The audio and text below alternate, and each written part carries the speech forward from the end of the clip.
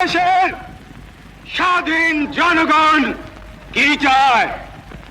তারা চায় বেঁচে থাকবার অধিকার। যে অধিকার আল্লাহ এই দেশের জনগণকে দিয়েছে, এই অধিকার কেউই কেড়ে নিতে পারবে না।